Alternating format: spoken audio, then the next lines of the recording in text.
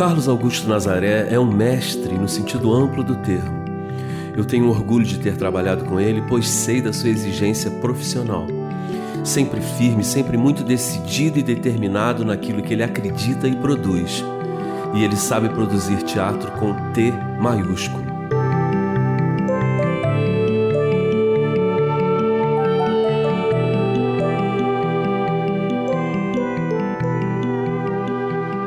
A minha preparação toda de teatro, eu devo essa homenagem.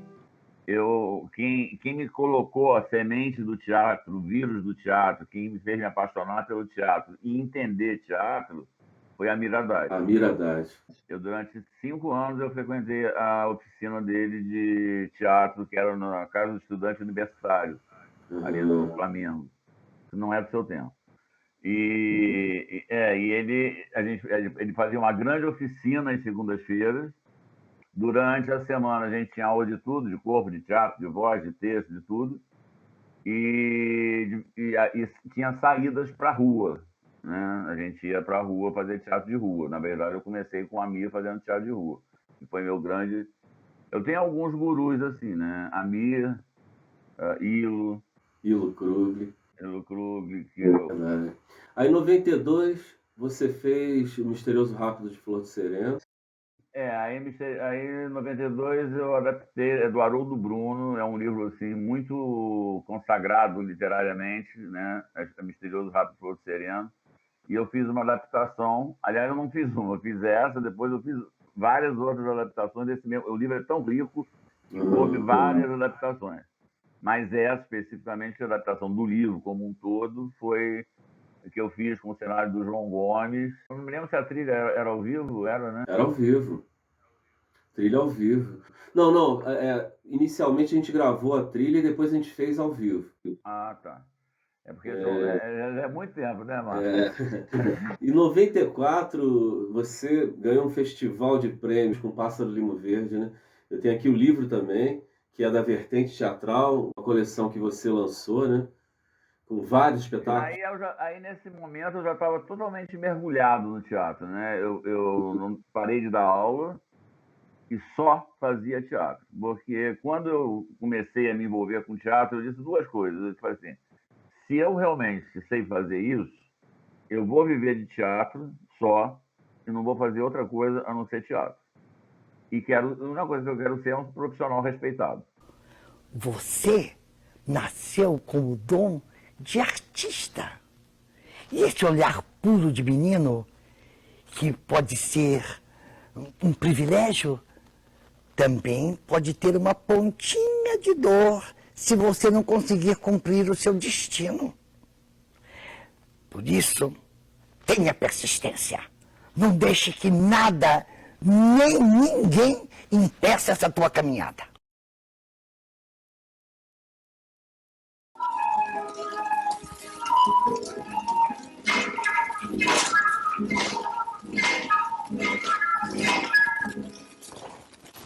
Ele tinha sempre um enorme desejo em seu peito, maior do que ele mesmo.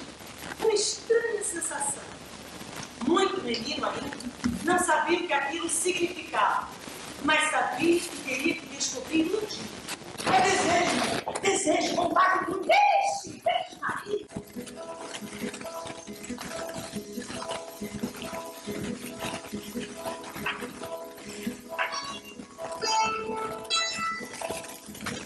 Sério, meu filho, sai dessa chuva.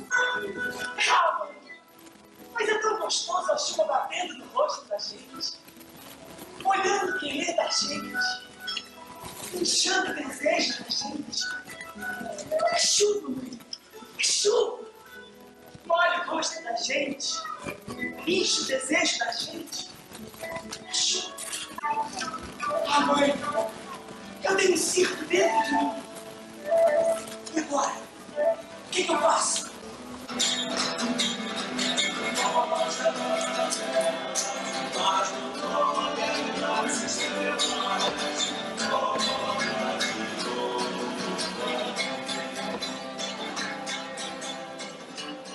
Já nessa época aí, você lembra bem desse processo do Pássaro do Limo Verde, que foi um processo longo.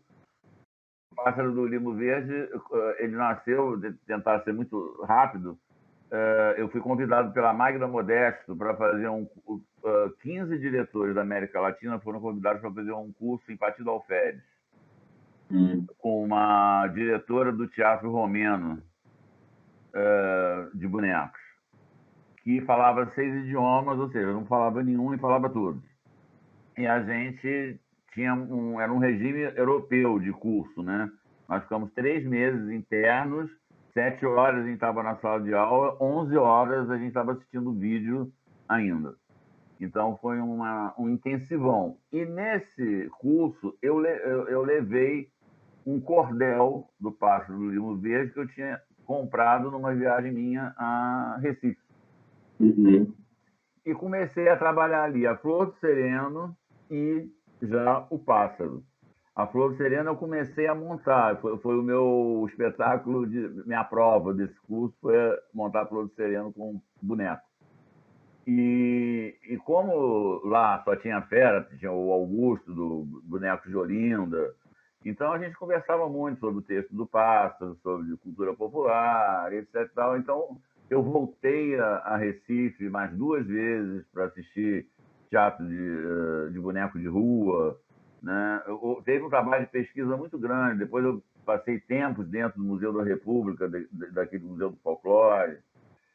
E aí você participou do processo. Quando a gente começou, a gente fazia um teatro que hoje não se faz mais, né? E nós levamos 6 meses ensaiando. Ninguém hoje quer ensaiar 6 dias. Então a gente levou 6 meses, era na minha casa, eu derrubei uma parede da minha casa para fazer uma sala grande, botei abaixo a parede. E foi um projeto ousado, né, Carlos Augusto? Multilingual, né? Várias linguagens teatrais unidas. Porque de manhã, porque na verdade ele é baseado no Mamulengo, né? Então ele tem todos os elementos do Mamulengo, só que é uma leitura urbana do Mamulengo, né? Eu considero o Pássaro uma leitura urbana, né, do Mamulengo, porque é claro, né? Se você assiste um espetáculo de Mamulengo autêntico aqui no Rio, ele não tem a menor graça. Mas porque importa o público local, porque as piadas são para ele retrata aquela população, né? E ele tinha um corpo de baile, né? Bailarinos, música ao vivo, boneco de vara, de luva. Você era um quadro, né? Você capitania, você fazia direção musical, mas também tocava. Tinha 6 bailarinos, outra coisa que não se faz mais hoje. Tinha 6 atores e tinha 6 bonecos. Então tinha tudo que podia ser. Boneco de luva, de vara. Tinha boneco de vários tamanhos, de várias técnicas, né? Boneco de vara, boneco de luva. E, assim, as pessoas faziam com muita paixão. Acho que por isso que deu tanto certo, né? Porque as pessoas chegavam de manhã, um com um pão debaixo do braço, o outro trazia um pó de café. A gente ia para a minha cozinha, fazia café com pão, ia ensaiar de manhã, ensaiava a música, que era você, experimentando as pessoas que iam cantar. A Vera ensaiava os bailarinos à tarde e à noite eu ensaiava o elenco. Depois eu comecei a juntar o músico com boneco. Comecei a juntar. Era um monstro de 11 pernas que eu comecei a juntar. E essa sala era tão grande que a gente foi fazendo o cenário com pedaços de pau e pano. Era uma favela, né? Tanto que quando a Lídia Kozlovski, que é a cenógrafa do espetáculo, chegou, eu falei, Lídia, eu quero que você transforme essa favela numa coisa linda. E ela fez, né? E aí veio o Ney também para fazer o figurino. Também era uma equipe de primeira, né? Ney Madeira. Tudo era de boa. Aliás, teatro é bom quando é assim, né? Tudo é de qualidade. Deixa eu lembrar uma música aqui da nossa parceria. Eu sou um arreliquim arretado, arreliquim danado. Sou um cabra safado, arreliquim danado, danado como ele só. Do verso tiro graça, da farsa levanto o pó. Faço, refaço a troça, a riliquim, danado como ele só. Toca fogo na plateia, faz do jogo a brincadeira. Toca fogo na plateia, faz do jogo a brincadeira. Deu pra ouvir bem aí? Deu pra ouvir. Quem fazia isso era o Rogério Freitas. Rogério Freitas. Com esse personagem. Ele ganhou uma bem. E nós fizemos audição, né? Para escolher atores. E a Fátima Patrícia foi eleita. Mas aí tem um elenco grande que eu não vou falar aqui, porque Fátima Patrícia, claro que eu me lembro que ela era a que contava a história e o Rogério fazia o Arriliquim. E os outros faziam os bonecos, mas também atuavam como atores. Tinha uma troca entre bonecos e atores, né? Eu acho que foi tudo com muito cuidado, com muita vontade de fazer certo, porque muito tempo de trabalho, de pesquisa e de ensaio, que é impossível. Eu tinha muita vontade de remontar, mas com certeza se eu remontar não vai ser tão bom. Não vai ser a mesma coisa. Para encerrar o Pássaro, vou fazer mais uma parceria nossa. Fiando o fio da história, canto agora meus desencantos pra gente que guarda na memória. Meus encantos, eu canto encantos de princesas, fadas, bruxas, gnomos e rainhas, histórias na carochinha dos tempos de antanho, Antanho é antigamente, é muito tempo atrás, é um tempo diferente. História viva na memória, era uma vez. História viva na memória, era uma vez.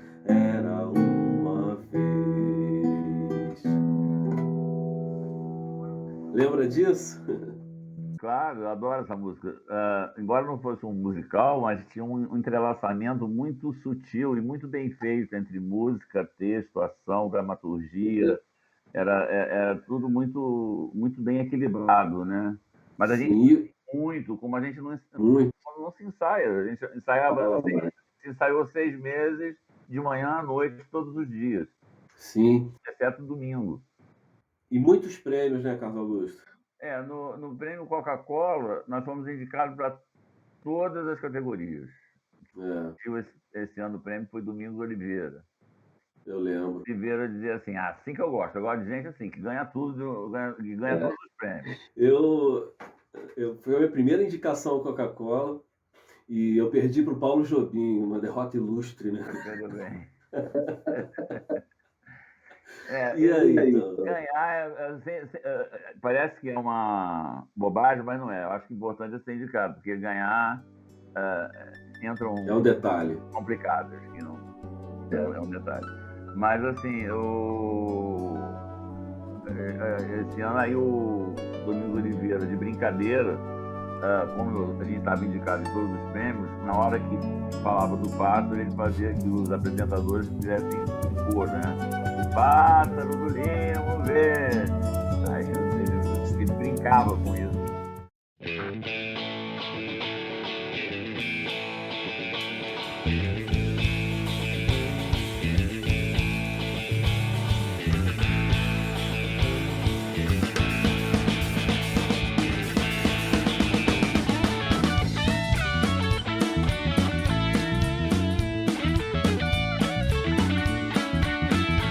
Tive a oportunidade de conhecer melhor o Gargamel recentemente quando gravamos em seu estúdio o álbum medieval contemporâneo da Lumen, ocasião em que ele foi um dos técnicos de som. Conheci um ser humano que procura somar e que também mostra que é possível o mesmo indivíduo ser artista, produtor e empresário.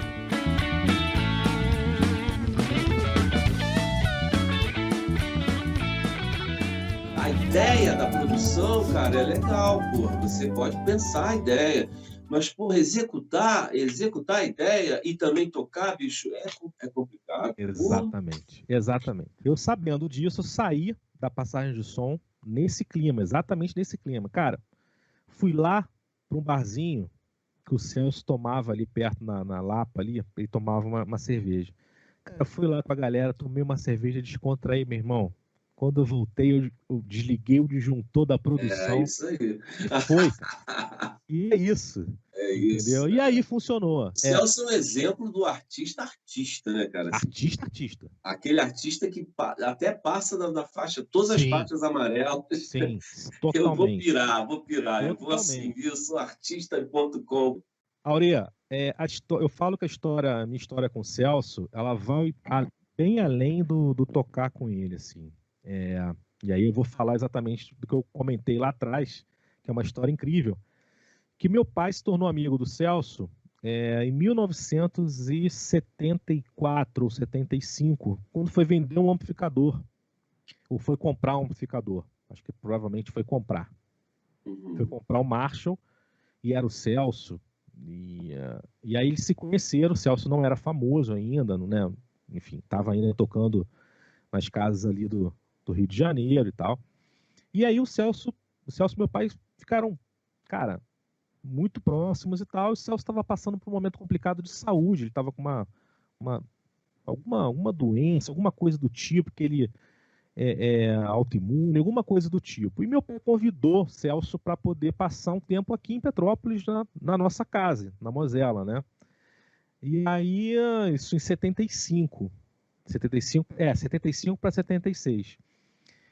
E aí foi quando meu pai, né, começou a se interessar pelo contrabaixo. O Celso ajudou ele, ele a ter o primeiro contato, notas e tal.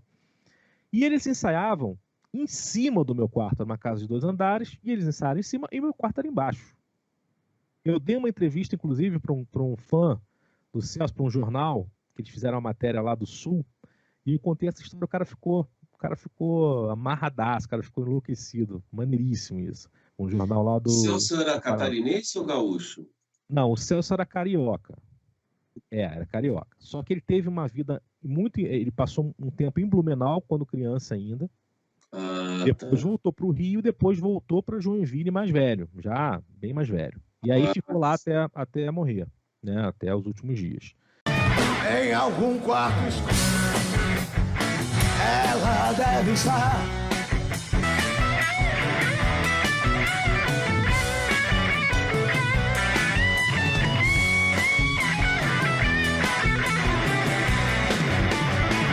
Em algum quarto escuro, ela deve estar.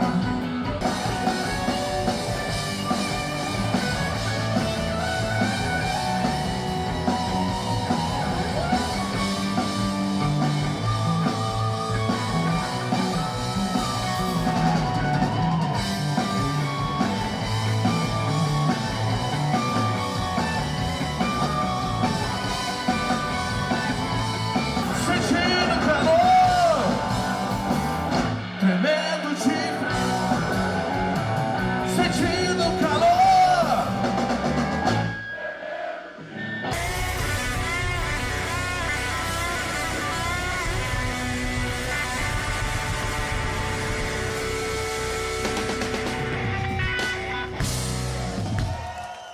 Faz uma música do Celso aí que vocês tocam, o Gargamel, a gente relembrar. Lógico.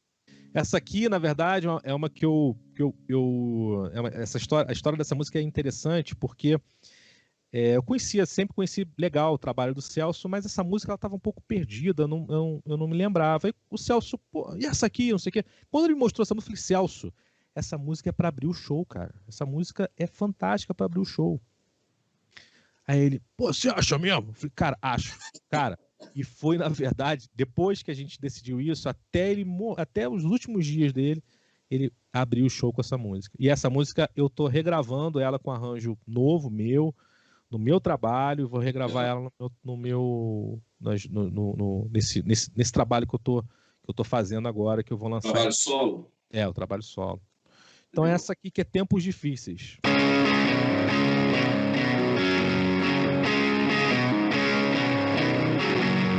O tempo passou, mas estamos na mesma estrada.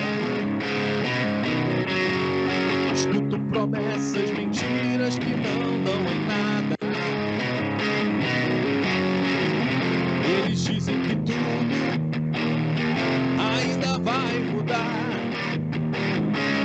Os tempos difíceis irão acabar. Eu pego a guitarra e começo a tocar. Porque chorar não vale mais a pena. Porque chorar não vale mais a pena. Porque chorar não vale mais a pena.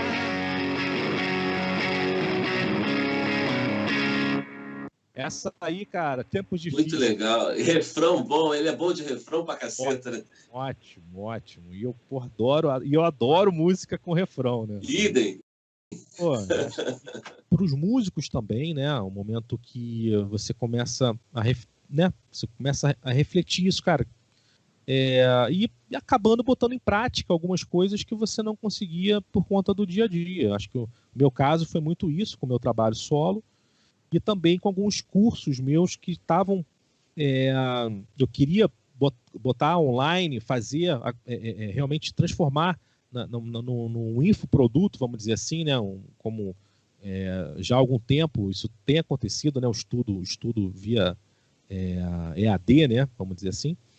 E também consegui realizar. Então, umas coisas boas que aconteceram e outras bem ruins, né? A pandemia veio, infeliz, com muito pesar aí, enfim.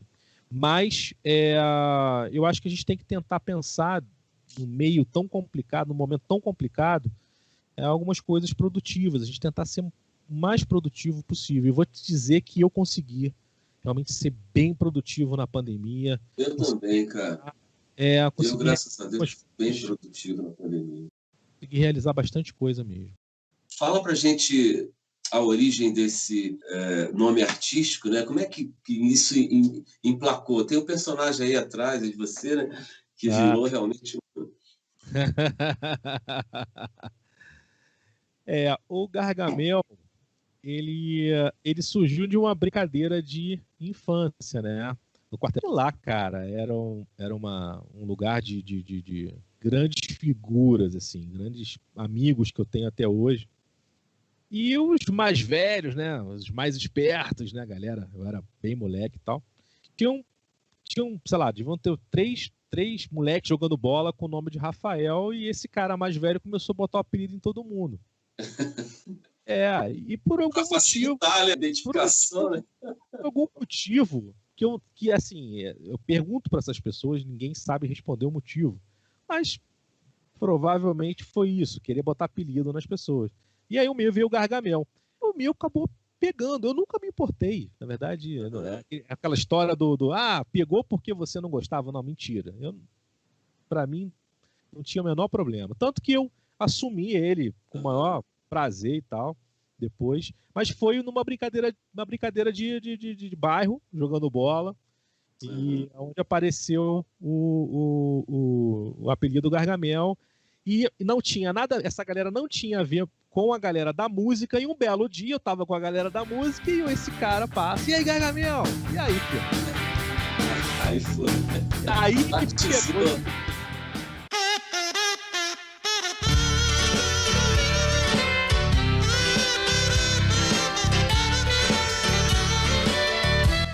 O Rony é daquelas figurinhas raras, um ariano que assume tudo que considera importante e deixa transparecer com clareza as suas ideias e os seus ideais.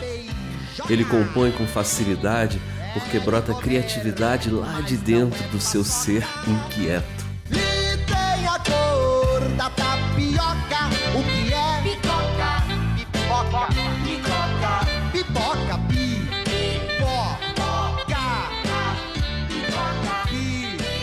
Dá uma ajeitada nos pensamentos, um pouquinho começou uma composição ali também na área da música. E aí, quando entrei na faculdade, né, fui para a universidade, aí a coisa degringola, aí é tipo o camarim da vida, né, na arte, né, a universidade que abre a tua cabeça, né, o mundo universitário, né, ele te dá a oportunidade de você expandir muito o teu leque de conhecimento, tanto na área que você escolheu, né, como troca com tanta gente que você passa a conviver, né, tantas ideias diferentes daquelas que você trazia, né. Então, Você entrou na universidade para fazer biologia e saiu formado em música? não tenho formação em música, não. Eu saí formado na faculdade de melodia, de biologia. Faculdade de melodia, biologia. Exatamente, de biologia com a melodia. Mas essa conexão da biologia que eu tenho muito apreço, gosto muito, sou professor de ciências, né? Eu gosto muito de biologia, eu não me desfaço nem da biologia nem da arte, tanto que nos meus projetos, tanto seja um projeto musical, um projeto teatral, tem educação ali, e nos meus projetos da educação tem a música, tem o associado, né? Então isso é uma mistura aí que sempre acontece, dificilmente separar. Eu comecei a fazer ali pelos anos 2000, eu comecei a fazer uns registros das músicas que eu compus, que eu compunha. Então eu comecei a fazer uma lista e fui recordando, antes dos anos 2000, todas as músicas que eu tinha feito. Então, isso me levou à minha primeira composição, que eu tinha ou 8 ou 9 anos, eu não tenho certeza, que foi um jingle que eu fiz. Meu pai é eletricista, e ele criou uma ignição de descarga capacitiva que aumentava a potência dos motores dos carros. Era a Firefly, né, que eu falava Firefly. Então eu fiz um jingle para o meu pai com 8, 9 anos, assim, claro, na brincadeira. Você lembra desse jingle? Sim. Cantarola ele aí pra gente. É assim. Então a Firefly é a mais potente. Já vendemos 1, 2, 3, uau! Estou contente. Que maneiro. 8 para 9 anos, cara. Pô. E aí, dali para a adolescência, ali com os 14 anos, eu fiz uma outra composição que eu não tocava violão ainda, assim, muito mal, mas eu já tinha uma composição. Então, se me perguntando isso, que eu nunca parei para pensar, para refletir, e originalmente mesmo, as 2 canções iniciais da minha vida não tocava violão, ainda não tinha um instrumento comigo, né? Ô, Rony, você falou aí do Teatro do Oprimido. Antes da gente entrar, né, no Teatro do Oprimido, eu queria saber como é que foi que você entrou na Martins Pena. Foi aluno do Mário Mendes? Chegou a ser aluno do Mário Mendes? Fui aluno do Mário Mendes. Aqui, o Mário Mendes está aqui. Tem uma foto minha com ele aqui no camarim aqui, que está acompanhando o processo do camarim aqui, quando a gente fez Lendas do Mundo. Tem uma imagem dele aqui, depois a gente vai dar um close aqui. Claro, mesmo. O Mário Mendes, no ano que eu entrei na Martins Pena, ele era o diretor da escola, era o professor de expressão corporal 1, e ele era diretor também da Escola Martins Pena, um baita de um professor e um baita de um ator, né? Que consciência corporal, assim, que arrasa. Arrasa. Consciência corporal incrível. É meio que não desvinculo muito do Teatro do Oprimido, a minha ida para Martins Pena, porque tem a ver. Quando eu vim para o Rio de Janeiro, eu caí no Teatro do Oprimido. Aí passei a trabalhar lá com o pessoal do Centro de Teatro do Oprimido, mas logo eu percebi assim que eu queria não era exatamente aquele momento da vereância, que o Boal foi eleito vereador naquela época que eu cheguei aqui. Então eles estavam muito ocupados com a vereância, e a minha intenção com o teatro era desenvolver mais a cena, né, o meu trabalho atoral. Então sentei com o Boal e falei, pô, Boal, não vou continuar aqui na equipe da gente porque eu estou com outro foco no momento. E ele me recomendou, vai fazer Martins Pena, né? Então fui lá para Martins Pena e, poxa, para mim, assim, é um momento valiosíssimo, recomendo às pessoas esse curso público do Estado do Rio de Janeiro. Nossa, uma equipe, eu acho que sempre as equipes de professoras e professores se renovam, sempre mantendo uma qualidade. Então, o Teatro do Oprimido, cara, essa coisa fantástica, essa genialidade. Você trabalhou 17 anos com Augusto Boal, foi isso mesmo?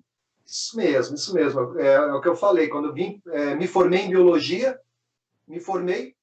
já namorava a minha querida companheira Ellen, né? Eu em Curitiba, ela aqui no Rio. Me formei, vim morar para cá, consegui uma escola, conseguimos uma bolsa de iniciação científica e vim para cá e, ao mesmo tempo, comecei a fazer as minhas entradas ali com o pessoal do Teatro do Oprimido. E, a partir dali, então, mesmo não estando na equipe do Boal, eu estava direto nos mais variados projetos, né? Com o passar dos anos, eu fui acabando ficando assim como uma espécie de um diretor musical do Teatro do Oprimido, do CTO.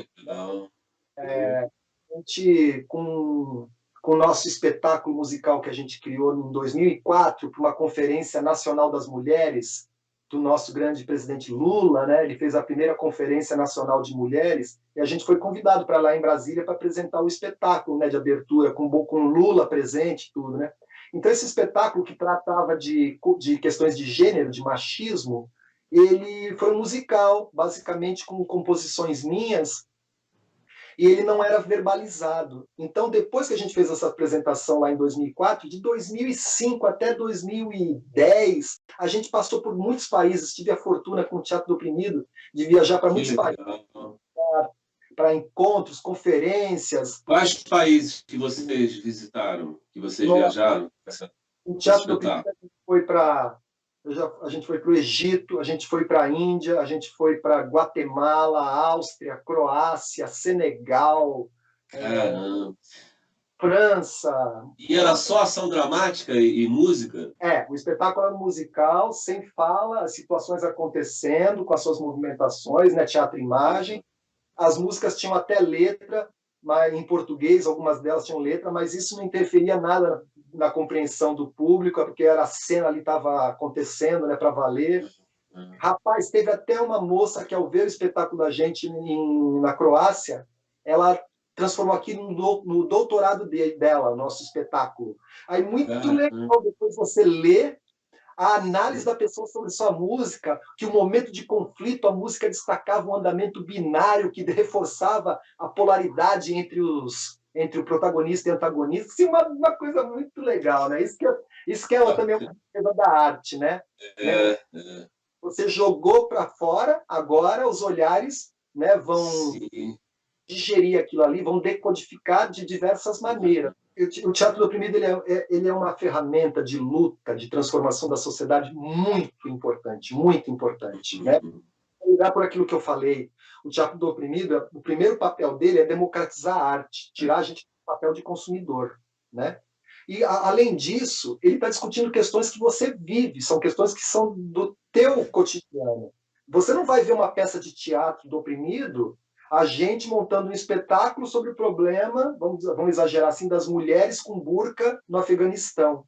A gente se solidariza com as mulheres de burca no Afeganistão, mas a gente não vive essa opressão, a gente não sabe do que se trata verdadeiramente. Então, o Teatro Oprimido serve para tirar essas entraves que a gente vive no nosso cotidiano. O Boal, no Teatro Oprimido, diz: a gente, apresentando um espetáculo de Teatro do Oprimido, a gente está ensaiando em cena para entender como agir na realidade. Olha as figurinhas desse projeto que eu estava falando, a gente conseguiu então gravar o nosso primeiro álbum em 2017.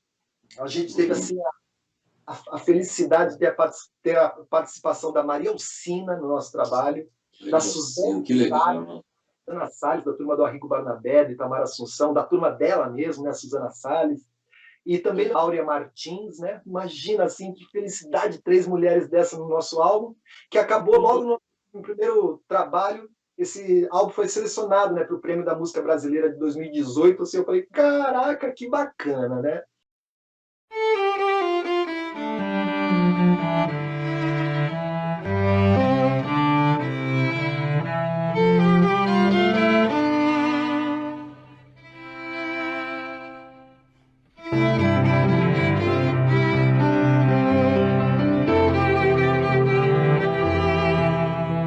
Cochicho é meu ursinho de estimação.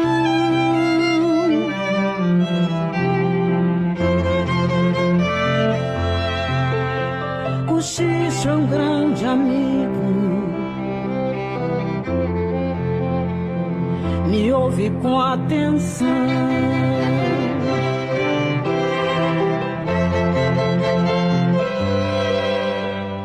Quando estou feliz, com alegria eu lhe aperto, mas quando estou triste, ele sempre está por perto. Do escuro não tem medo, ursinho amigo guarda todos meus segredos.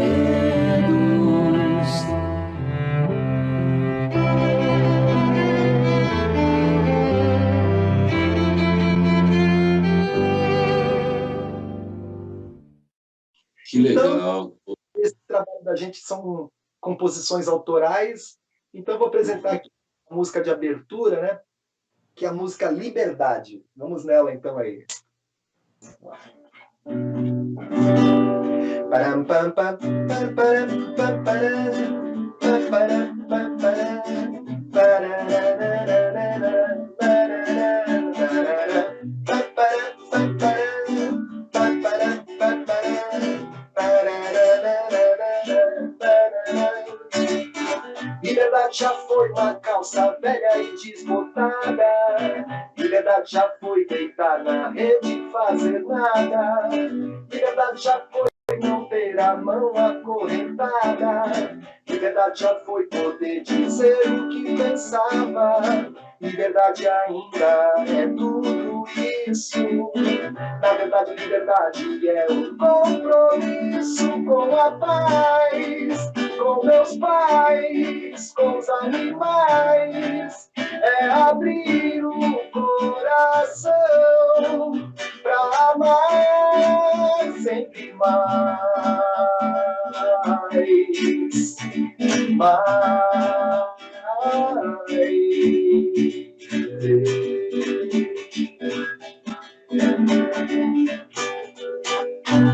Liberdade pra gente.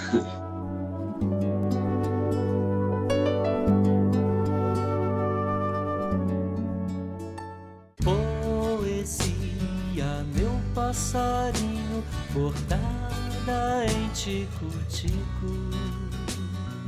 ponto de asas abertas, estrelas de penas claras, tapete de rendendê, onde as flores mais singelas. A Sol é realmente um sol. Esse nome combina com seu brilho e o seu calor humano. Seja criando poemas ou defendendo as suas considerações, ela tem ímpeto e determinação de sobra. Vocês irão tomar conhecimento dessa energia que ela exala aqui no camarim. Teci pensando em você, fiz uma teia de sol, da lua fiz um lençol. Porque você se expressa muito bem falando. Você tem essa energia leonina forte de expressão corporal também. Como é que começou a você se comunicar com as letras? É interessante, Marco. Quem me incentivou a pensar no que eu escrevia foi o meu irmão Iraildo. Ele tem um site chamado Recanto das Letras. Eu tenho muitos trabalhos lá, muito que preciso de revisão. Hoje eu leio e preciso de revisão, porque eu postava muito no início de tudo e tal.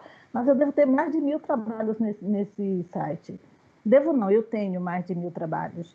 E entre poesia, tem crônica, tem uma série de coisas lá. E ele, lendo um poema meu, ele disse: Ivone, é Sol, viu, gente? Mas a família é Ivone. Ele disse: por que você não posta no Recanto das Letras? Eu sou inscrito lá, ele também escreve, né? Eu disse que não tenho parente, mas esse meu irmão, que é o mais novo, ele escreve. Eu estou dizendo que não tive inspiração antes, agora bem lembrado. E aí, o que acontece? Ele me escreveu. Só que ele me escreveu e eu continuei relutando. Tanto que ele me escreveu no mês de agosto e eu fui postar o primeiro, acho que no mês de janeiro. Quando eu postei, assim, muitos comentários.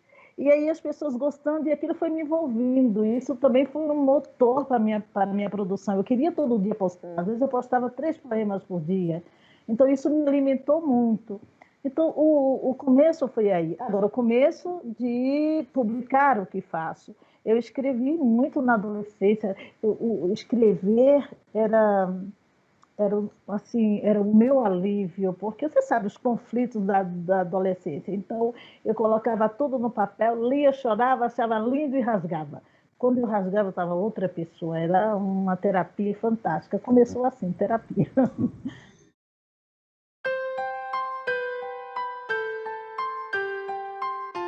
Mas o sol há de abrir novo tempo. Sem essas medidas das horas, há de ser eterno momento e vivido no agora. Ivone Sol.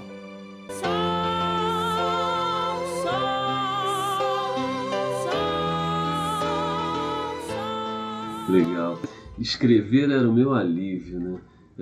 É muito interessante isso, né? Porque escrever é uma coisa catártica, né? Quando você escreve, você coloca para fora o seu sentimento, né? Isso é muito legal. E tem um plus também, né? Assim, por exemplo, você escreve, você já se alivia, você já está fazendo um bem a si mesmo. E também quando você escreve e faz um bem a outra pessoa, é melhor ainda, né? Você sentiu isso, Sol, assim, esse feedback com os seus livros, com os seus escritos? Senti. Eu senti, inclusive, tem uma história bem interessante de uma professora amiga minha, que já foi colega aí numa das escolas onde eu lecionei em Salvador. Eu lecionei 22 anos, quase 22 anos. E ela dizia sempre que não gostava de poesia. Eu sou professora, eu preciso ler poesia, eu preciso trabalhar poesia, mas eu não gosto de poesia porque eu não entendo. A linguagem é muito complexa e tal. Então, quando eu apresentei o primeiro poema a ela, e você já vê, sabe que eu não gosto de poesia. E ela gostou. E a partir daí, tudo que era poema meu, professora Elane Reis, ela lia. E ela disse, segundo a professora Elane, eu contribuí para que ela gostasse de poesia. E aí ela não ficou gostando só das minhas poesias, ela já começou. É por isso, Marco, que eu acho que a gente tem todo conteúdo literário é importante. A gente sabe que tem aqueles que são mais profundos, que são mais acadêmicos, mas todo conteúdo é importante, porque o principal é que chegue ao leitor, é que toque ao leitor, é que o leitor se envolva. Então, se ele se envolve por um conteúdo, ele vai se envolver por outros. É um exercício, um exercício contínuo, né? Então, assim, a gente tem hoje os poemas livres, né? Tem muitos poemas hoje totalmente diferente daquilo que eu comecei a escrever. Inclusive, eu escrevo hoje muito diferente de como eu comecei a escrever e gosto muito mais hoje. Eu acho que é importante a gente dar à poesia a liberdade que ela tem, que ela é. Então, eu acho que muita métrica, muita regra, você acaba suprimindo a sua sensibilidade, aquilo que você realmente quer dizer. E acaba não tocando. Tem palavras bonitas, difíceis, mas você alcança quem? Sol, abre aí o Versos de Mim para ler alguma coisa para gente, por gentileza. Olha, eu vou onde eu abri. Eu tinha até marcado, mas eu abri numa aqui que vai ser nele. E o título é Estrada. E diz assim: cansar-me de quê? O fazer é a dança do vento. Reinvento, me invento sem saber. Os porquês são manobras do tempo. A contento-me voo foi o chão que ficou no entroncamento. O envolvimento mudou. Sou de um lado o amor e do outro o que penso. E quando penso, sou mais eu. Eu estou no que vivo. Gosto do grito que expirou no vapor da madrugada. Desse nada que ficou, onde eu vou fazer estrada. Nossa, muito legal, muito bacana. E tudo a ver com o que a gente está falando, né? Essa coisa do pertencimento, né? De você se assumir, né? E tem a relatividade, né? Que é do vento, né? Muito legal, muito bacana. Eu vou querer ouvir outro. Você marcou agora, eu quero ouvir o que você marcou. Deixa eu ver aqui. Marco, o que eu marquei fala de gente. Olha só, e a gente continua na mesma linha do pertencimento, da diversidade, da subjetividade, porque o que eu marquei justamente fala de gente, e eu gosto muito. O título diz assim: gente é assim.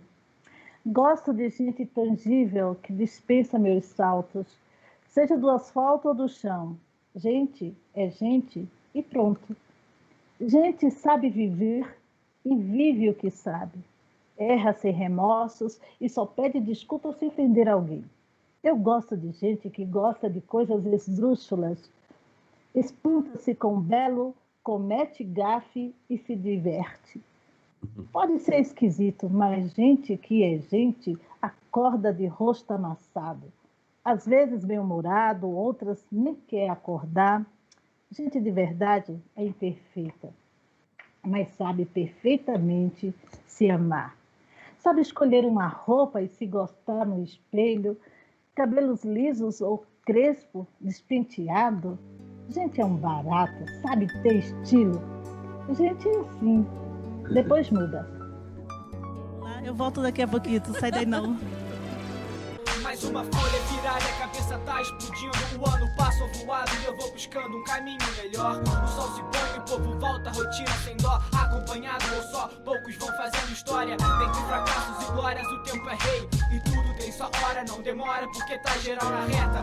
Yuli Aurê, o que dizer do meu filho?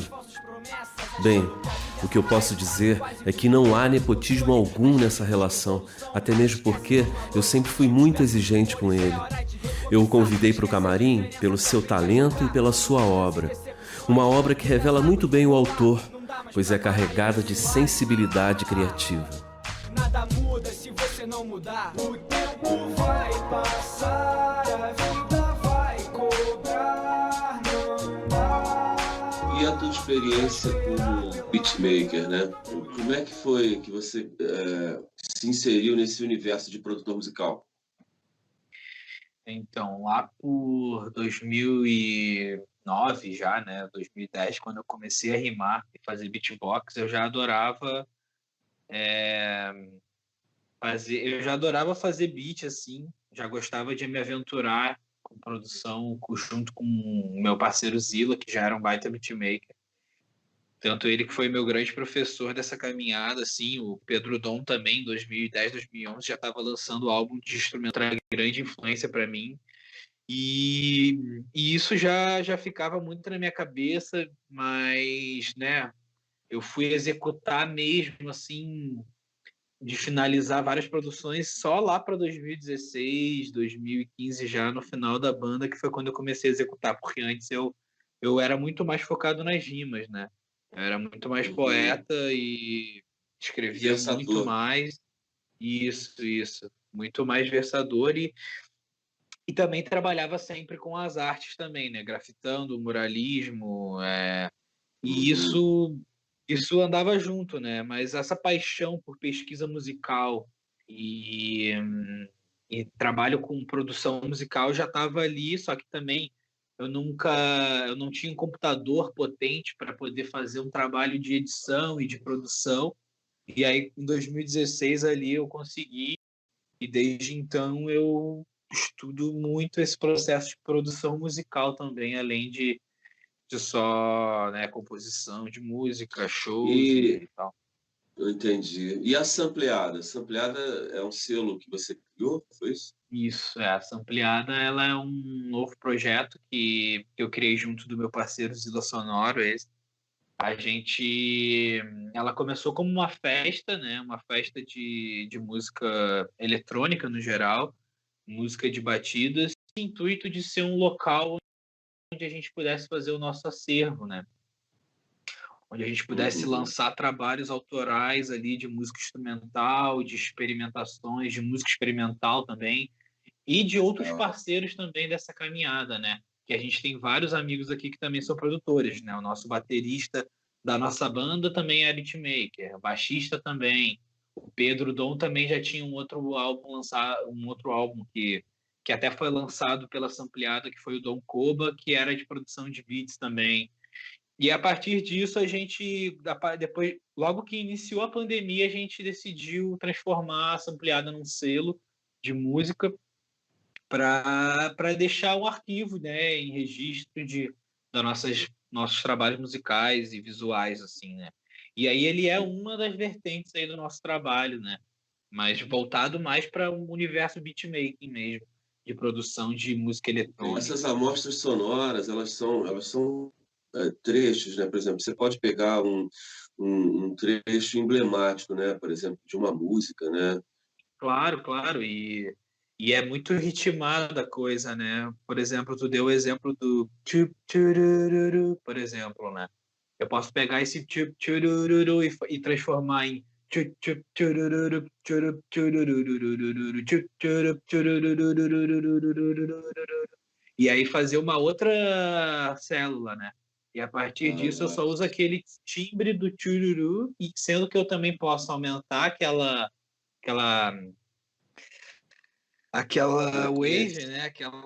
Aquela frequência, eu posso esticar ela e ela vai ficar tchururu, tchu, tchu, tchu. Mudanças foi lançado pela Sampleada?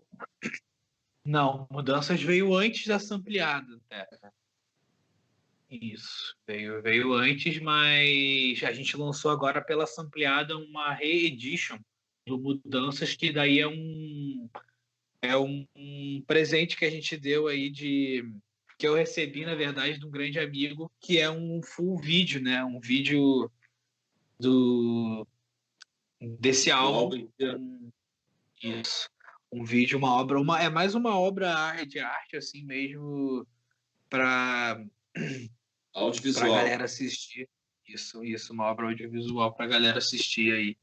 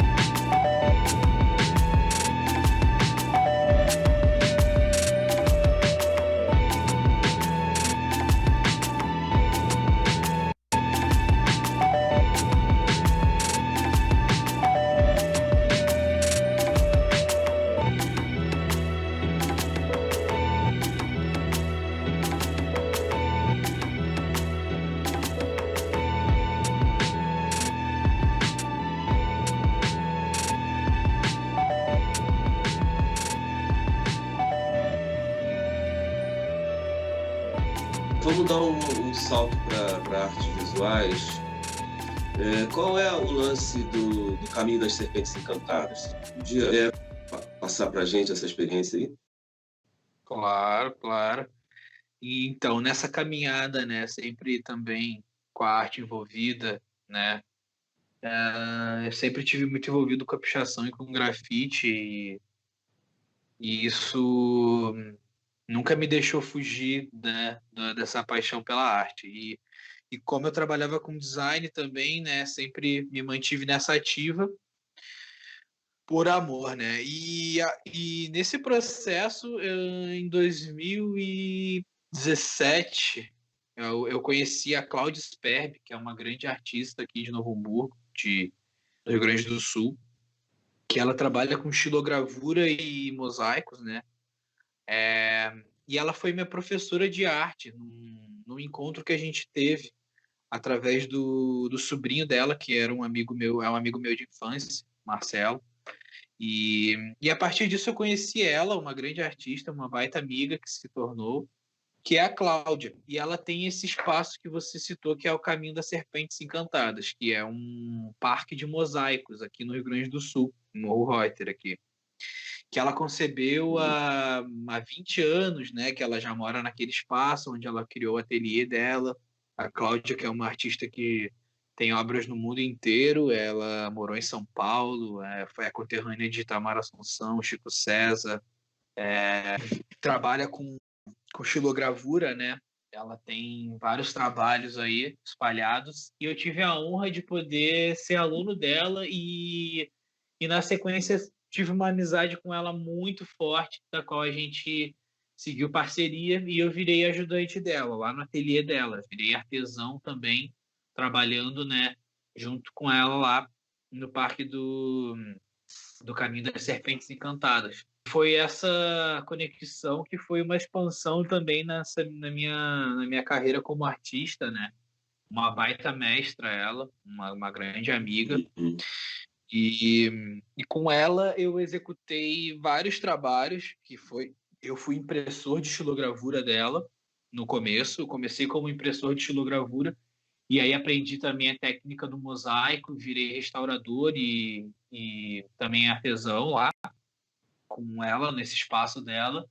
E aí foi de 2017 até hoje, até os dias de hoje, né? Eu ainda vou lá, visito ela, volta e meia, trabalho com ela também.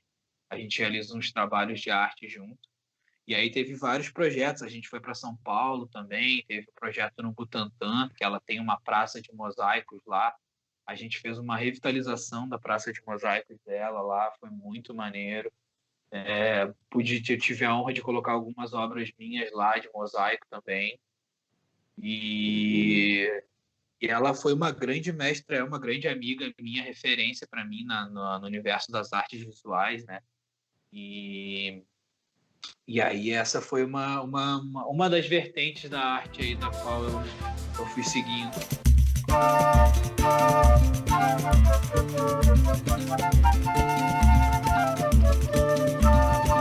A lua derramou um Brasil de luz, e a obra do artista vestiu-se de samba. Em suas pranchetas, fascistas, poetas, hoje ganham a vida numa linda aquarela. Energia que transborda, energia de sobra. E esse dinamismo que a Mônica tem é fundamental em todos aqueles que querem fazer produção cultural.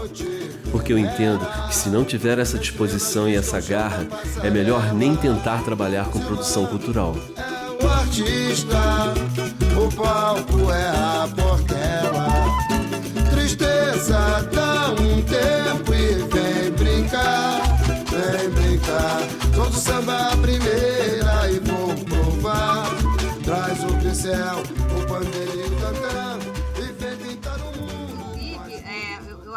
Eu entendo camarim também como toda aquela questão que a gente faz para alimentar o artista, né? Para que o artista que às vezes o artista já sai de um evento, já vai para o outro e uma fome, tá com sede e às vezes precisa de uma bebidinha para dar uma esquentadinha ou dar uma esfriada. Então é importante também que a gente prepare bem o camarim, que ele tenha o mínimo de condições, né? Para o artista também, ele às vezes dá uma relaxada. Nem sempre é possível, né? Às vezes a gente trabalha sem recursos e o camarim é um quartinho, ou às vezes quando é na rua. Nem espelho tem, às vezes. Nem espelho. Eu já fiz camarim assim de jogar uma toalha na grama e colocar as coisinhas ali, vamos comer, né? Porque nosso trabalho é muito de rua também, né? E aí a gente faz o camarim onde der. Isso aí. Ô, Mônica, como é que começou essa tua história de produção cultural? Foi sem querer, foi de repente? Ou você colocou na cabeça, não, eu quero trabalhar, produzir coisas, produzir arte? Como é que é isso? Como é que nasceu isso em você? Olha, por acaso. totalmente por acaso. Acontecia aqui na Praça da Mosela, o Taruíra, né? Eles se apresentavam aqui, na Mosela, certo? E aí eu sempre fortaleci porque era o nosso refúgio de domingo, porque aí a gente podia, em vez de ficar vendo, né, Faustão, essas coisas, esses enlatados, porque eu gosto muito disso, eu gosto muito de rua, de estar na rua, de vivenciar isso. E aí a gente começou a frequentar sempre a Praça da Mosela.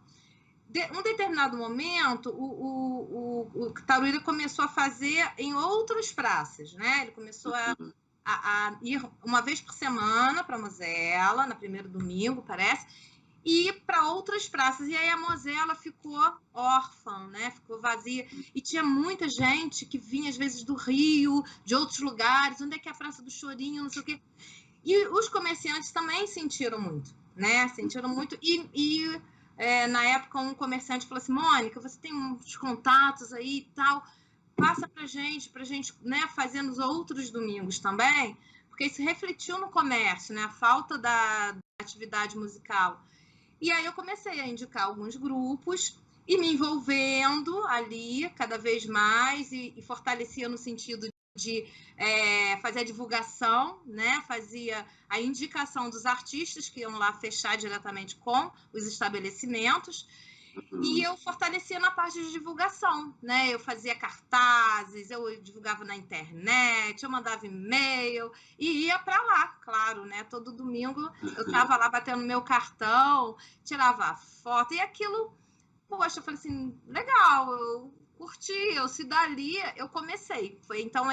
Foi totalmente por acaso, foi uma coisa espontânea que aconteceu e que virou, assim, meu objetivo mesmo. Em agendamento, você teve uma agenda, não sei se mantém, a Agenda Petrópolis, que fez muito sucesso, assim, era muito atuante, né? Eu lembro muito dessa agenda. Como é que surgiu isso? Então, foi justamente dessa ideia. Você lembra da Agenda Petrópolis? Claro que lembro. Nossa, que bom isso. Porque a Agenda Petrópolis começou também a partir desse desdobramento, de a gente querer divulgar o artista local, os eventos, concentrar num local, assim. E muitas vezes eu falei assim, eu tenho cara de Agenda Petrópolis. Porque me encontravam na rua. O que tem hoje? Eu, não sei, porque eu mandava no início por e-mail, né? Gente, eu sou da época que começou a existir e-mail. Sou antiga, né? Aí eu mandava, formatava tudo por e-mail. Aí tinha uma lista grande toda semana, acho que toda segunda-feira eu mandava a agenda da semana. Aí os artistas me mandavam, eu ia fazer. Eu recebia. Isso é importante, né? A gente saber. Infelizmente, hoje a Agenda Petrópolis não é mais nossa, porque nós não registramos e alguém foi e registrou. O nome Agenda Petrópolis.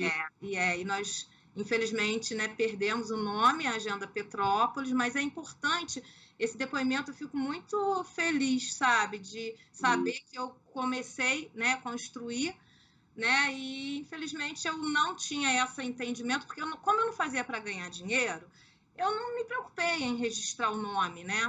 Mas você pode registrar com outro nome, você pode continuar a atividade com outro nome. Porque, na verdade, o nome ele é importante. Eu sou uma pessoa que adoro, considero o nome uma coisa super importante. Mas eu sei também que, às vezes, o nome é muito bom e um outro nome não tão bom, ele consegue fazer mais sucesso, até porque teve investimento, um trabalho, uma perseverança, né? Verdade. Agenda de Petrópolis, Agenda em Petrópolis, né? Você já deve ter pensado em outros nomes aí, né? Sim. Você já está atuando para algum nome? Não, o que aconteceu, porque aí eu foquei mais no Afroserra, sabe? E aí a gente não acaba que não estava dando conta, né, de continuar. Quer dizer, eu até continuaria até hoje, se não tivesse tido esse impedimento aí, mas que eu gosto muito. Inclusive, eu fazia uma assim, Conexão Rio. Amigos do Rio mandavam, e para eles era muito importante eu estar divulgando o trabalho deles aqui na Serra, sabe? Principalmente o pessoal da Carioca, né, que eu tinha mais contato, e eles mandavam mais até do que o pessoal de Petrópolis. Aí eu fazia Conexão Rio. E aí eles mandavam até hoje. Eu chego em alguns lugares, agenda Petrópolis. Eu falo, não, Afroserra agora. E aí a gente começou a se dedicar mais ao Afroserra. Por isso eu não tentei dar, né, andamento. Mônica, e em meio a essa pandemia, você já falou alguma coisa sobre isso? Como é que você está inserida nesse momento tão difícil que nós estamos passando? Bom, o que aconteceu comigo? Eu consegui o auxílio emergencial, que eu mantive a Casa de Cultura, né? Durante esse tempo. E aí depois eu mantive também com o Aldir Blanc para pontos de cultura. E a Mônica, eu sou contratada da Firjan, tem um projeto, né, chamado Estrela da Manhã, que felizmente eles tiveram uma sensibilidade. Você até, né, conheceu lá na São Charbel o teatro, né, que é o Fred Justen, né? E a nossa chefe linda, maravilhosa, Rita, teve a sensibilidade de vestir nossa camisa e sensibilizar também o apoiador, né, que é a GE Selma, que é importante manter né, nós nos mantivemos até hoje com o projeto, fazendo online. Aí as aulas começaram a ser online, porque nós temos capoeira, teatro, dança e contação de história. Então, foi feita de forma online. Eu sou a coordenadora técnica do projeto, né? Como se fosse aquela pessoa que coordena mesmo, que junta tudo ali, né? E aí a gente conseguiu trabalhar online até agora, né? Então, foi isso, nós tivemos agradecer muito mesmo por ter conseguido. Com certeza. Nossa! O projeto, então, não parou? Não parou. Teve a sensibilidade do patrocinador, grande GE Selma, né? Poxa, temos a agradecer essa empresa tão boa, que tem pessoas sensíveis que apoiam, né? De forma maravilhosa. E aí o projeto, ele transferiu para online, foi isso, né? Online, Então a Mônica está se mantendo com isso até hoje, né? E os oficineiros, né, que trabalham com a gente. Então, a Firjan, né, também... a nossa coordenação geral é da Firjan, que é ela que desenvolve o projeto, né? Então, ela conversou com o cliente, né? Eles conversaram com o patrocinador e fizeram a proposta de se fazer online e foi aceito. E eu sei que muitos patrocinadores não tiveram essa sensibilidade, não. Não, online não me interessa, sabe? Essa criação veio lá de trás, né? Esse ano... Está completando 17 anos, vamos fazer 17 anos de Estrela da Manhã. Muito lindo esse projeto.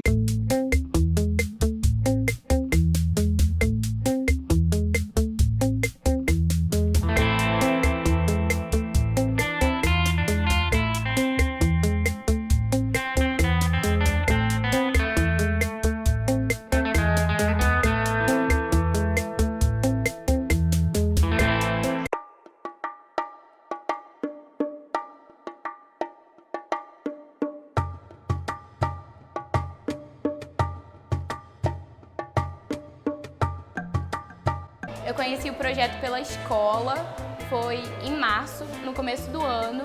Aí eu me interessei porque eu sempre quis fazer teatro, mas a gente lá na escola nunca teve essa oportunidade. A gente só teve essa oportunidade pelo Estrela da Manhã.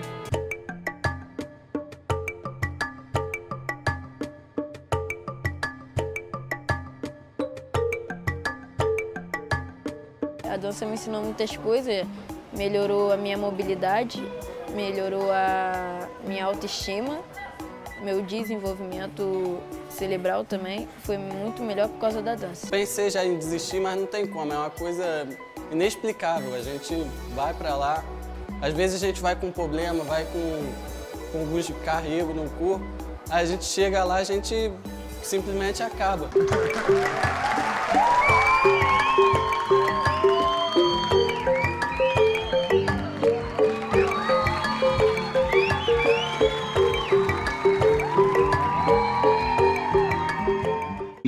Parabéns. Não sabe, é um dia de cada vez, né? Cada dia a gente vai... Só que a gente não consegue parar. Quem faz produção, parece que é uma mania, um vício, eu não sei. Eu não parei... Na pandemia, ano passado, nós tivemos o primeiro Festival de Inverno da Cultura Afro-Brasileira em 2019. Aí, em 2020, não vai ter. Não, vamos fazer. Fizemos online. Foram 31 dias, do dia 1 ao 31, que eu sou meio maluca, né? 31 dias de atividades, todos os dias... e os colaboradores mandavam o vídeo, o Marcelo Cruz editava e eu postava no YouTube e no Facebook. Foram mais de 60 artistas envolvidos, sabe? Foram 40 atrações, e a gente teve amigos do Rio que mandavam vídeo, eu quero participar desse festival. E aí a gente teve dança, música, contação de história, todos os amigos fortaleceram.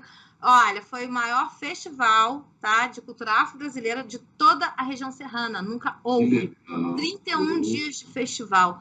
Parabéns. Logo depois, nós fizemos em novembro a Semana das Pretas, Afroserra, que é para empoderar as mulheres pretas. E o objetivo é a gente falar das nossas vitórias para que a gente possa incentivar outras pretas que elas são capazes de vencer.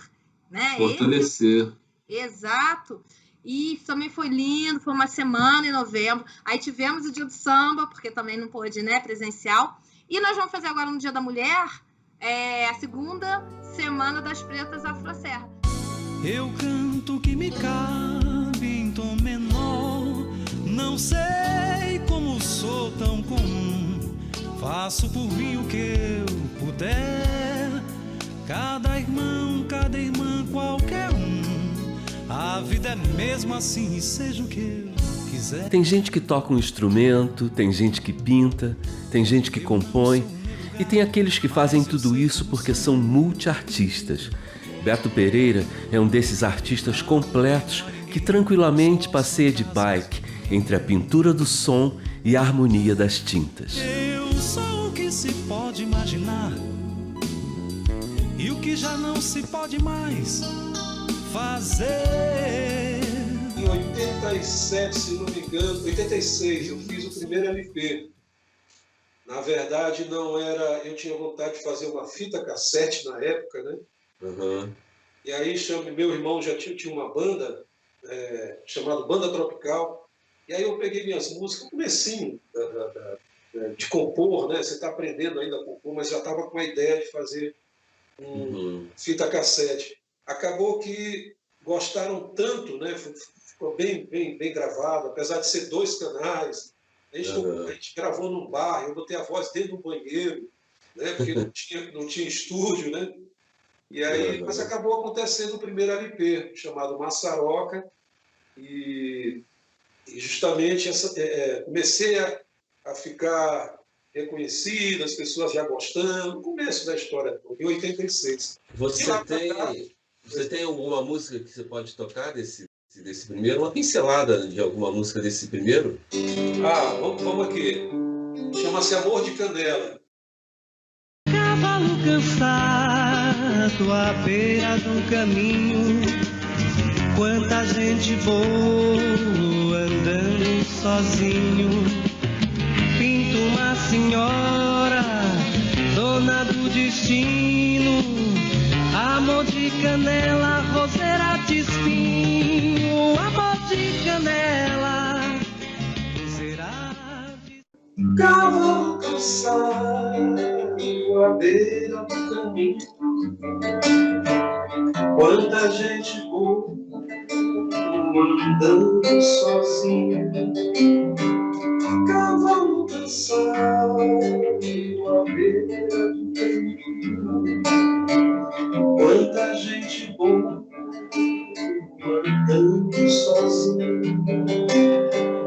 Pinto uma senhora, dona do destino, amor de canela, roseira de espinho, amor de canela,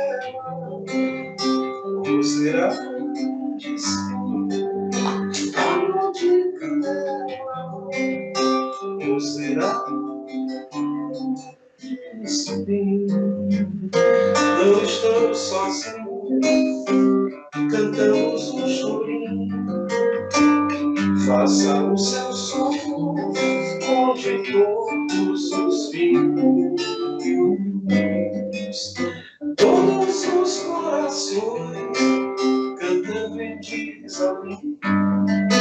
Todos os corações cantando em desalinho.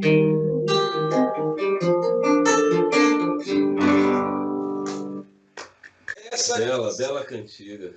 E olha, eu vou te mostrar aqui o LP. Olha a capa aqui. Que legal, cara.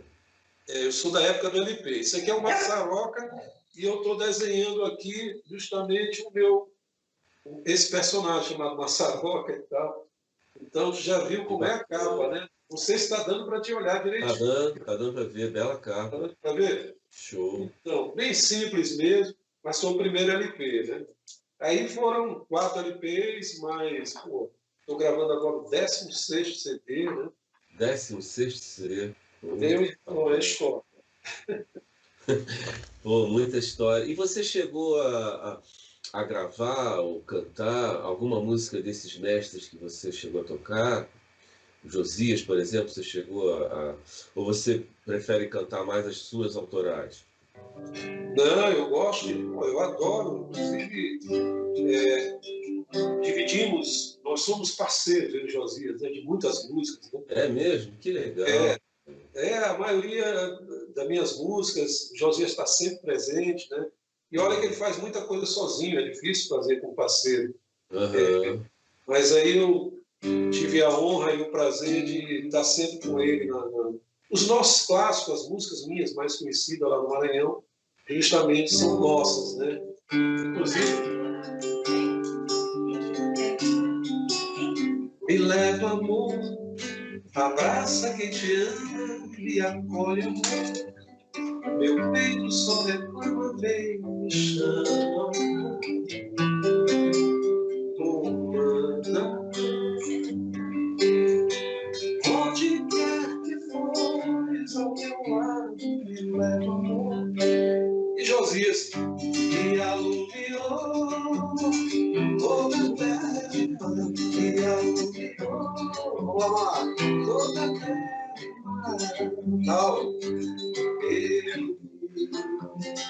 Fortaleza abalar, amor que eu quero ver, se quando de gente é pra queimar. Amor que eu quero ver, se quando de gente é pra queimar.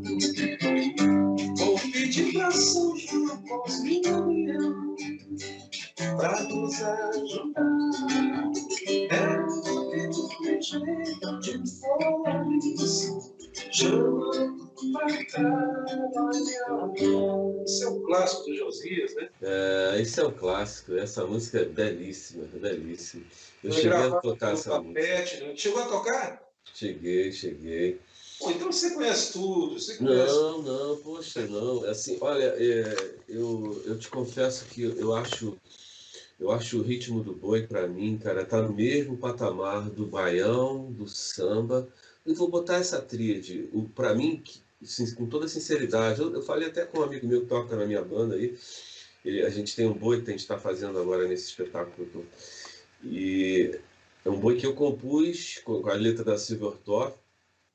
E aí ele estava em dúvida que sotaque que era. Para mim, eu falei, olha, eu não tenho tanta sotaque não, mas para mim essa música é mais boi de orquestra. Eu pus uma flauta assim com desenho, né, característico e tal, assim. E aí eu falei no meio do ensaio, falei, olha, cara, para mim o boi, o Brasil não conhece o boi, porque eu acho que não teve, né, aquele boom que o Luiz Gonzaga trouxe, o baião. O próprio João do Vale, cara, ele transformava o boi em baião, porque o baião estava em voga, e aí ele fazia umas levadas transformando o que era boi em baião, assim. Você concorda comigo, cara, que o boi tem... É tão fantástico, mas ele é muito pouquíssimo conhecido pelo valor que ele tem? Perfeitamente, Marco. Até porque, você tem uma ideia, o Bumba Meu Boi do Maranhão tem mais de 300 grupos, né? O Brasil ainda não conhece, né? E quem levou essa coisa do nosso boi de viola, que a gente chama boi de viola, são as nossas composições, os compositores, né? Que fazem as suas toadas e tal. Quando não é no sotaque de orquestra, que você falou, é no sotaque de matraca, que é e o de zabumba, que é o mais primitivo e tal, mas a gente mais pelo sotaque de orquestra, né, que a gente se identifica mais e tal, lá no Maranhão. Mas se compõe, né, desses 3 sotaques aí, o papete, não sei se você já ouviu falar dele. O Papete ele faleceu tem, eu acho, 3 a 4 anos, né? Ele que realmente... O Papete, com certeza. Pois é, foi... Aliás, o Papete que me apresentou o Maranhão, assim, o Papete que eu digo, a obra dele, não conheci ele, mas Sim. eu conheci o Boi do Maranhão através do Papete, por exemplo...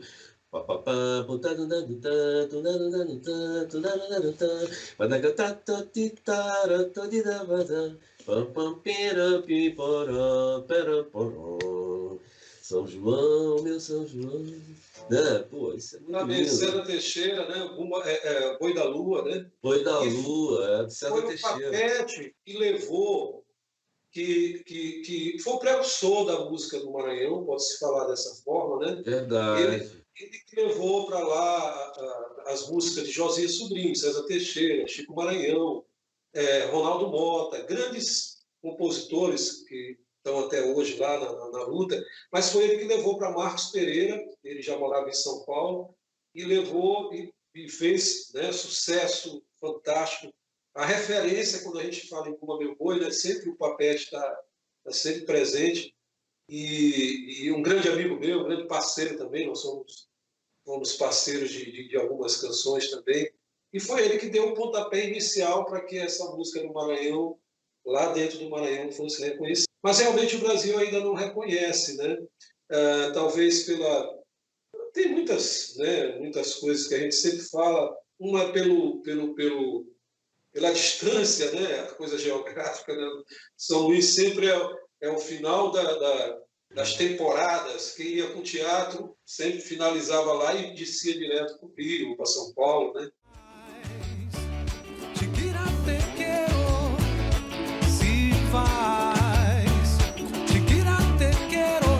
Teus peixes muito mais.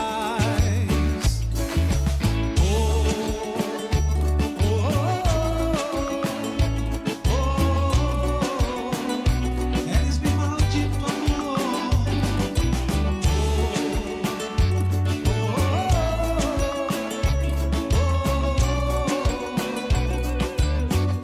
Mexe, Zé Cavaleiro. Mexe do jeito que eu gosto, faz jura de amor. Mexe, me cobre de beijo com teu calor. Eu te quero sim. Mexe, Cancún, Barranquilla, ao sul do Equador, Lençóis, Carolina, Caribe, Salvador.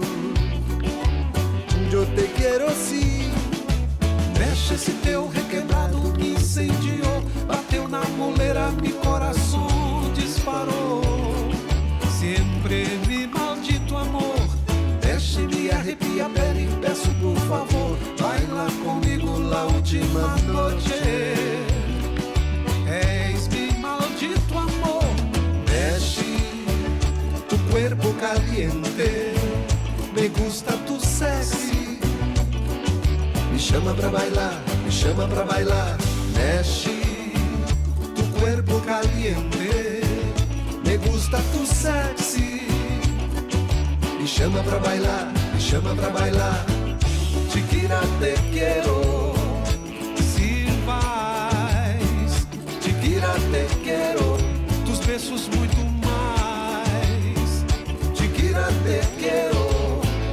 Se vais, Chiquira, te quero.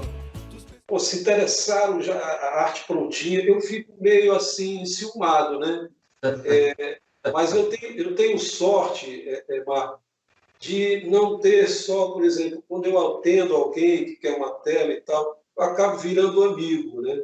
E isso por quê? Porque às vezes também eu digo, poxa, vai estar na casa dele, o filho vai sair de casa, né? Vai para a casa de alguém, ao menos eu tenho que conhecer um pouquinho, né? Então eu não vendo só por vender, né? Eu pergunto, se identificou, gostou de quê, a gente discute junto, eu acho bacana. Até agora eu ainda fico meio enciumado, às vezes termino de pintar e digo, caramba, será que eu vou vender ou eu guardo aqui? Ainda tem essa coisa, né? Eu acho que E você tem muitos filhos que você decretou que não venderá? Tenho.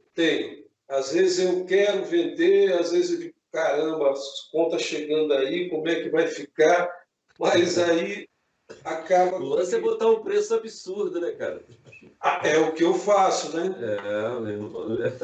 Às vezes eu não quero vender, mas tudo tem um preço. Tudo tem um preço, infelizmente é assim. É assim, não tem como. Tem telas que estão aqui, tem um quartinho, eu moro em apartamento, tem um quartinho aqui que está lotado de tela, não tem mais onde botar. Eu já estou tirando as telas do chassi, porque eu pinto todo dia, né, Marco? Todo dia. Todo dia. Eu não consigo ficar sem pintar, né? Só se eu não tiver material naquela hora e tal. Né? Mas quando não estou pintando as camisetas, eu estou pintando as telas, né? Eu trabalho com camisetas, são exclusivas também, minhas camisetas, né? Eu mando as camisetas lá para São Luís, para uma grife. São peças únicas, todas elas? Todas elas pintadas à mão, uma a uma. Que legal. Então, elas não vão se repetir nunca. Mas é muito difícil, né? Você pintar uma coisa... Mas eu forneço para uma grife lá em São Luís, chamada Santé, e os caras de lá adoram, porque são exclusivas. Você veste uma coisa que ninguém vai ter, né?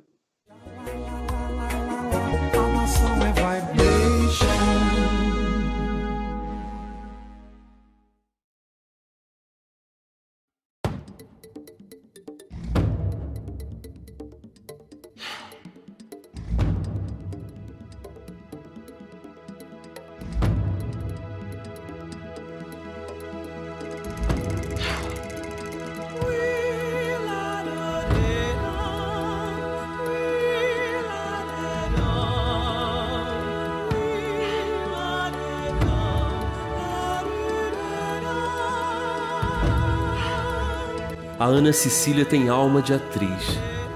Só de observarmos a forma como ela se expressa e o conteúdo do que ela transmite, já dá para perceber que a arte cênica está profundamente enraizada nela.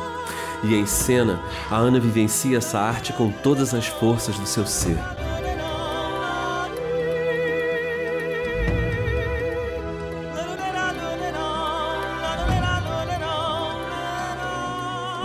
Começou no Covil Imaginário ou foi bem antes? Foi bem antes, foi bem antes. Na verdade, quando eu tinha 7 anos de idade, eu já sabia que eu queria ser atriz, assim. 7 anos? Eu me lembro, porque desde criança, as coisas que eu mais gostava, assim, era ficar assistindo a televisão e imitando quem estava aparecendo na televisão. Então, às vezes, assim, de manhã até de noite, se desse, fazia a jornalista, fazia a menina da novela, fazia a Xuxa. Então, eu ficava ali imitando criancinha. E eu pedi para minha mãe, né? Minha mãe trabalhava num colégio onde ela era responsável pela programação cultural. Então, assim, eu pedi para minha mãe para fazer teatro, para entrar no teatro, né? E aí, aos 11 anos, eu comecei o curso de teatro infantil, que foi com a Henriqueta Bortolotti, lá no Santa Cecília. E aí eu fiquei 4 anos com ela fazendo peças, né, de teatro infantil. E depois eu fiz o curso com o Cláudio Rodrigues, no Centro de Cultura. Saudoso Cláudio Rodrigues. Querido, assim, foi muito importante, muito especial trabalhar com ele. E aí depois, quando ele faleceu, eu entrei para o Covil Imaginário. E aí fiquei um bom tempo também trabalhando com o Covil, uma grande escola. E foi mais ou menos isso depois, e aí a trajetória continua, né? Quando eu entrei para o Covil, na verdade, assim, é muito interessante esse trabalho assim, de trupe, né? Porque o Covil Imaginário é uma trupe e as pessoas da família trabalham, né? Então, quando a gente entrou como componente desse grupo, a gente aprendeu, né? Eu e outras pessoas também, a gente migrou, né? Do Cláudio um pouco para o Sidney. E assim, a gente começou a ver essa coisa da produção independente também. Foi muito importante para a gente botar a mão na massa, sabe? Ajudar na divulgação, na questão dos grupos, fazer intercâmbio, entrar em contato com os grupos, ajudar na produção no dia, né? Camarim, palco, acompanhar as montagens também, né? Eu vou falar Tarzan porque é como a gente tem uma intimidade, tá? Senão eu não consigo.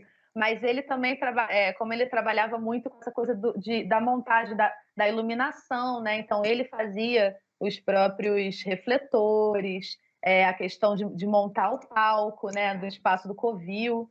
Então eu fui aprendendo a produzir também ali dentro, né? Entender o teatro não só no sentido de apresentação, não só como atriz, mas também como aquela pessoa que está desde o início, está ajudando a montar o palco, a limpar o chão, a afinar um refletor. Então, isso também é muito importante, porque depois, quando eu fui trabalhar com direção, eu já entendia mais dos mecanismos de bastidores ali, que talvez se eu tivesse ficado só na área de atuação, eu teria uma visão mais limitada nesse sentido, né? Assim, de estrutura técnica. Não que eu saiba, não sou aprofundada, mas eu entendo essa dinâmica de montagem, de pré-montagem, né? De pós, porque jovenzinha, assim, adolescente, eu acompanhei ajudando na produção da Mostra Minimalista. E aí, quando eu fui para o Rio, eu entrei em outro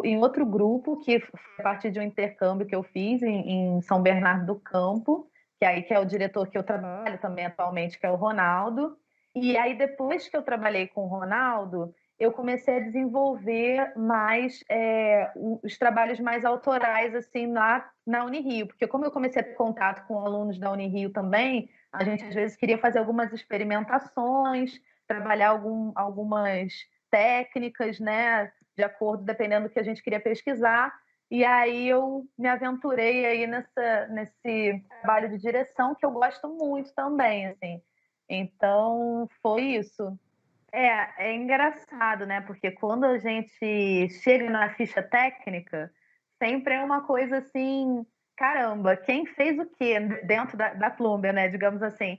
Eu comecei a perceber isso, que eu não podia colocar, por exemplo, eu poderia até colocar direção de movimento, mas eu não poderia falar que a partitura, que a coreografia, ou seja lá, né, como você gostaria de chamar, era minha.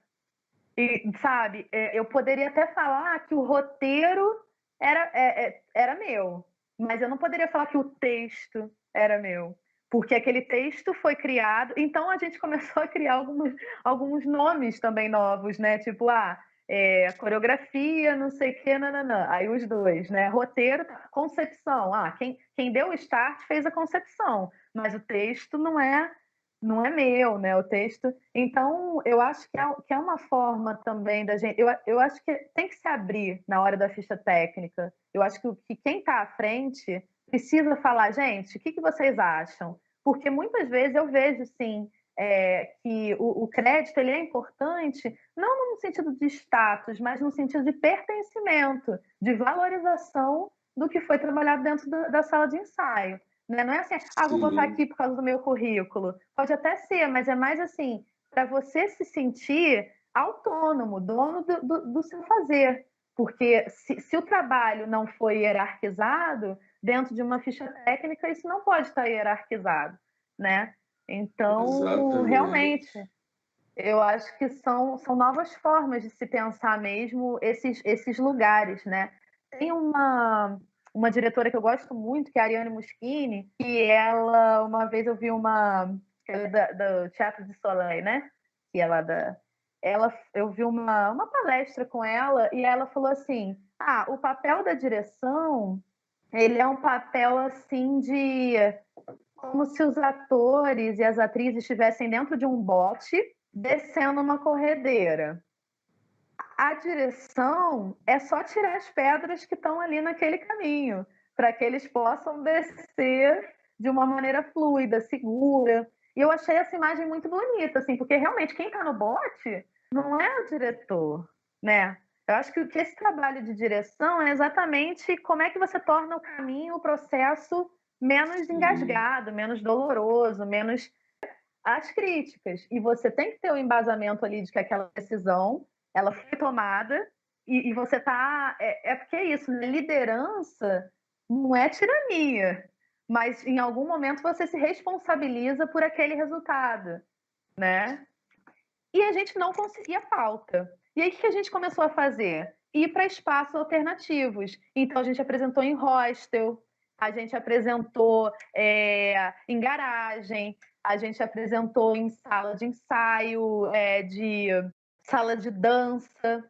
Legal. A gente fez também num espaço lá em Rio das Ostras, que era um espaço de uma companhia, que era uma casa. Então, a gente também ficou em cartaz em lugares muito alternativos, o que foi muito legal, porque teve um público, tipo público de hostel, né? Tipo, você pensa assim, essa galera não vai ao teatro, essa galera tá aqui no hostel, tá tendo alguma coisa aqui, deixa eu ver o que é. Então, eu acho que essa coisa do Plínio Marcos pegou muito na nossa trajetória, esse lugar também do Plínio Marcos, que periférico, que vendia seus livros lá em frente aos teatros, né, que era aquele cara censurado, que, né, era um cara muito outsider. E acabou, assim, numa coincidência, que a nossa trajetória com esse espetáculo foi uma trajetória outsider também. Depois a gente conseguiu retomar, que aí a gente conseguiu fazer lá no porãozinho do Laura Alvim. Aí já era uma outra fase desse projeto, né, que a gente entrou pela Funarge. Mas o início dele foi muito Plínio Marcos, assim. E é um trabalho e duas mulheres fazendo também, né? Então a gente fazia, o Tonho e o Paco, a gente trocava de papel. A gente tinha uma partitura física muito intensa, com muita luta. A gente pegou elementos do samba, elementos do jongo, elementos de coco para fazer a nossa movimentação, puxar, empurrar. Então é muito visceral. Foi uma experiência muito bacana.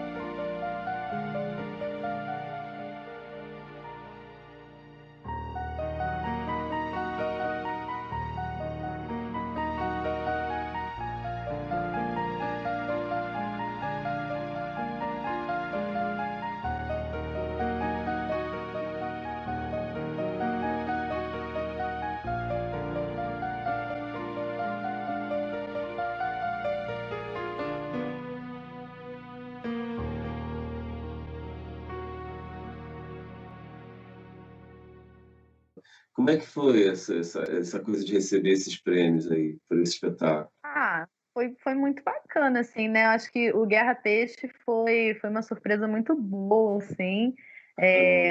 Fiquei muito, muito feliz. Acho que foi um reconhecimento, assim, na cidade, né? Na minha cidade e pela estreia ter sido aqui também. Foi muito legal. Eu até queria apresentar mais, né? E o outro que foi a Bolsa, né? Que é o prêmio lá da Bolsa Jovens Criadores. Isso foi com a Flor Bela. Só que o que acontece? O espetáculo ele teve uma vida um pouco curta por conta da pandemia, né? Porque a gente estreou em 2019 e quando a gente começou a circular, a gente teve que parar, né? Porque esse trabalho especificamente ele é muito íntimo, porque são as últimas horas de vida da Flor Bela. Então a gente se aproxima do público, ela entrega uma rosa, né? Estou dando spoiler aqui, tudo bem. Eu toco, né? Eu gosto de falar próximo. E aí não existe possibilidade de adaptação para esse trabalho, porque teria que ser outro trabalho. Online, virtual, não tem como. Né? Ela chora, ela pega, né? Então tem um espaço ali que eu falei, bom, esse trabalho vai ter que aguardar novamente a gente poder se tocar, porque, inclusive, é a primeira ligação com a plateia, é você pegar a mão de alguém e você falar assim, vem comigo. Acho que esse trabalho é muito isso. Vem comigo que eu vou te contar uma coisa.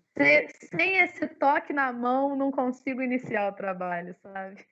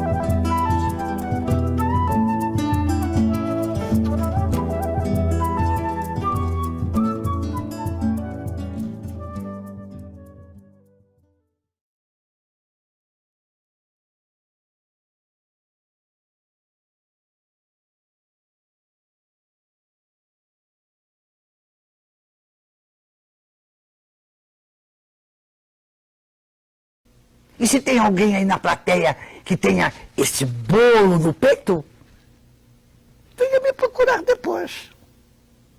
Inventa!